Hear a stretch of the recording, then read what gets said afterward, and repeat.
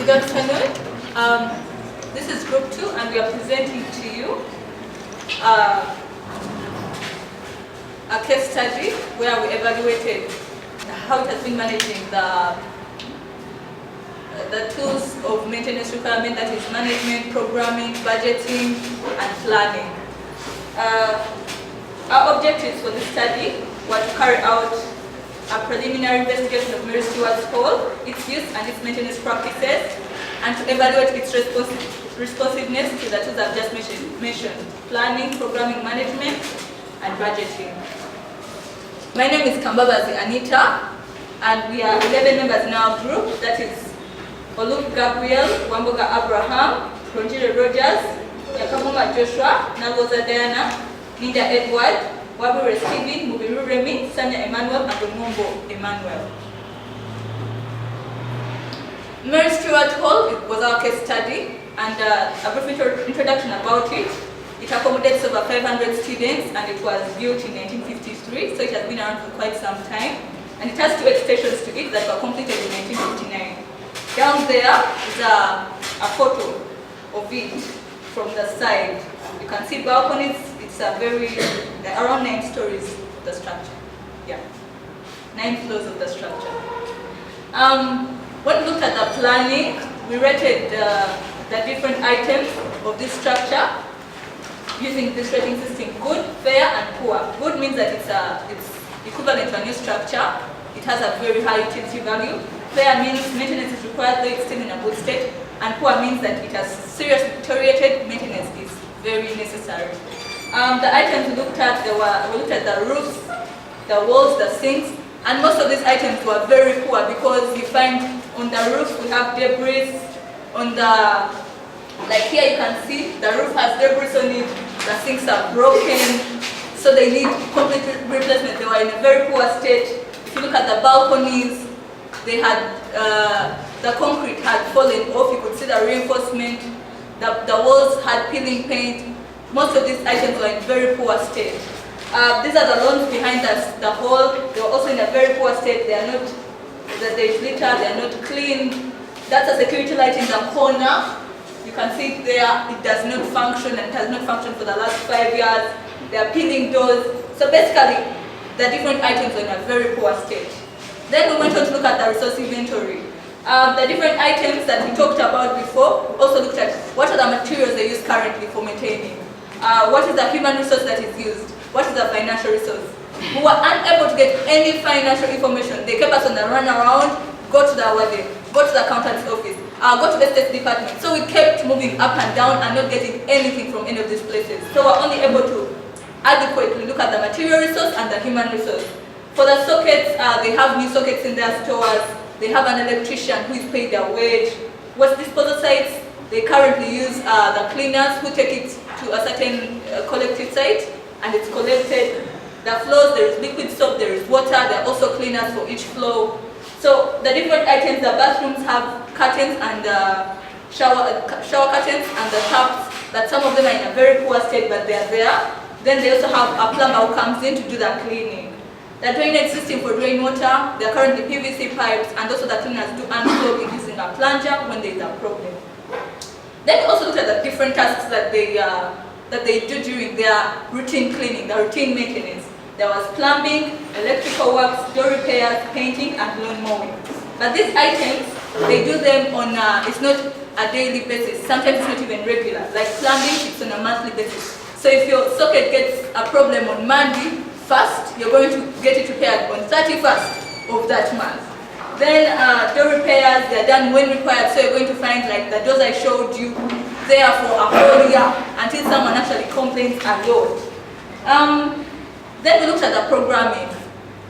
How they program these things. First of all, the chief custodian does inspection of the hall. Students write complaints in a complaint book.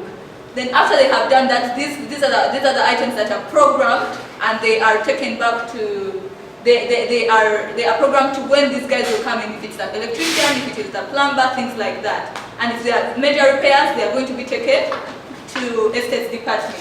When it came to budgeting, the hall makes an estimate of the money that they require. This we got from the custodians. That is all they give us about it. Then after they make an estimate, they provide this to the finance department of the whole, which gives this information to the finance department of the university. I think you can see how long this process is. Then the management system and practices for maintenance. This is how the institution works. The Guild Council has a financial department. Then we have the whole administration also having its own department. Then we have the different people under the whole. So by the time money comes from the finance department, goes to the whole, and finally reaches the electrician who is supposed to buy a socket, it's a very long process. So there's a lot of bureaucracy here. Then we also looked at the staffing and incentives of the whole. The plumbers and electricians are paid wages. Well, for the cleaners, they are paid salaries, plus the custodians, all the people at the whole who do maintenance. Then monitoring and evaluation is done by the head cleaner and the chief custodian. She does the supervision, she does orientation of workers, and she's also the one who does training of the new workers who come in. Then they've also done local contracting for the rehabilitation that they had around 12 months ago for the toilets, but not even all of them. And they do local contracting for the solid waste disposal. So basically that is what we're able to find out about currently the different practices, the maintenance practices for Mary Stuart Hall. The challenges we had little information that was provided by the hall and the university about the finances. So it kind of got us thinking, is there a problem with the budget? We did not understand, is there money that is not accounted for? We did not understand because they kept us around until we gave up and had to present what we have right now.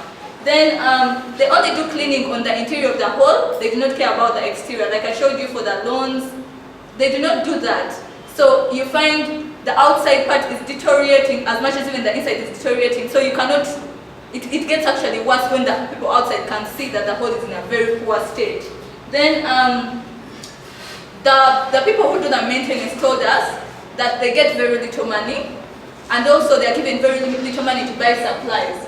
And from that we were able to conclude that very little money is allocated to the hall for maintenance, which means it's not considered priority.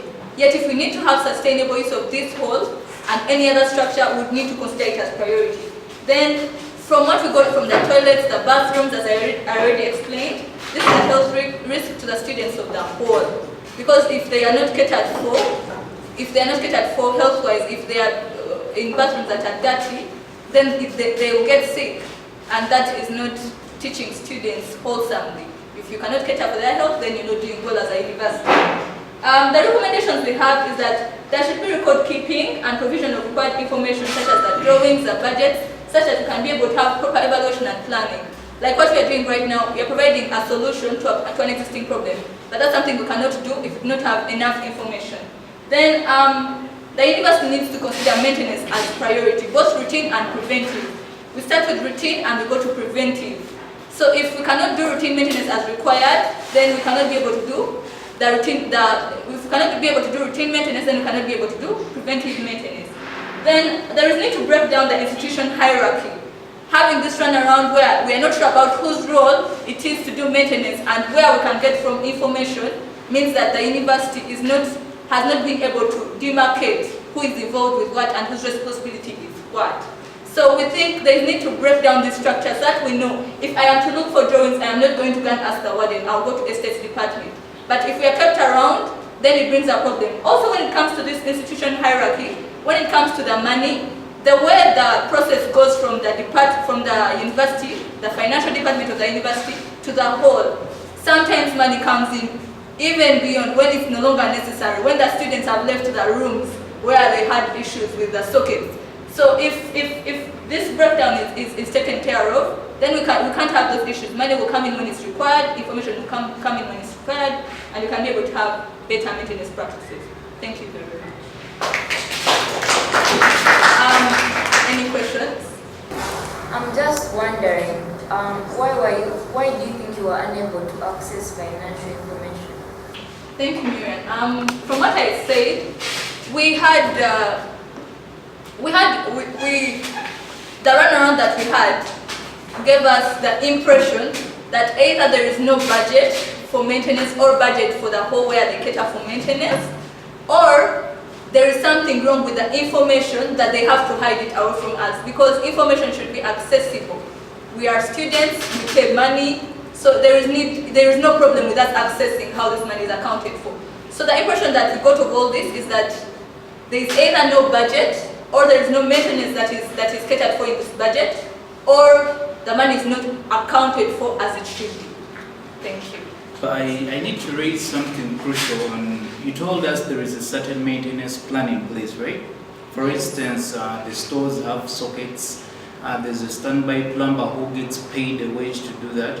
But still somewhere along the way you do tell us that that whole system does not operate efficiently. So if any of your teammates were an administrator in Mary Stuart Hall, what would they do to improve on the efficiency of the current system without bringing in a new policy? There's a maintenance unit. It's for all halls in the university. And the information you got, there are only 2 plumbers and electricians. So you find like doing the repairs over the halls is really hard. And they take a lot of time. Finally something breaks down and they take like a week without maybe going to the extra hour. So maybe if like maybe an administrator, like a custodian or one in the hall, I would maybe request for more electricians and plumbers, so that maybe each hall has maybe at least a electrician and a plumber plus their portals, so that they can do their repairs quickly. Thank you. From what we have studied right now as engineers, we know that maintenance is priority so that we can be able to have sustainable use of these structures. So if there is a problem, we would advocate for there being immediate effect solutions. Thank you very much. What would be the possible effect of the poor maintenance of that structure on the students' performance? Something Anita has failed to mention is the gap between the maintenance of that hall, the maintenance of actually all halls, and the university estates department. You guys, when you're carrying out your research, I think you might have found out that it's like halls only do maintenance for low cost maintenance, like little money.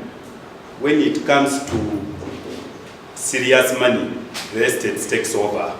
So that gap that is being created is actually not allowing the maintenance itself to be carried out the way it should.